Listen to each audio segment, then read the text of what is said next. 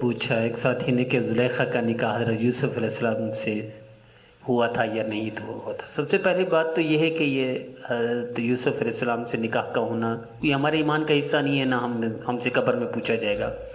نہ آخرت میں اس سوال کا حصہ ہے ہمارے ایمان کا یا ہمارے نامہ اعمال میں لکھا ہے، ایسا نہیں ہے، کوئی تعلق نہیں اس کا۔ دوسری بات یہ ہے کہ حضرت یوسف علیہ السلام سے نکاح بعض روایت میں اسرائیلی روایت ہے، ثابت ہے کہ زلیخا کا نکاح ہوا تھا، خصوصاً امام غزالی رحمۃ اللہ علیہ نے بھی لکھا ہے، اسی کو ترجیح دی ہے کہ نکاح ہوا تھا۔ اس کی وجہ کیا ہے؟ وجہ یہ ہے کہ اللہ کی سنت یہ ہے کہ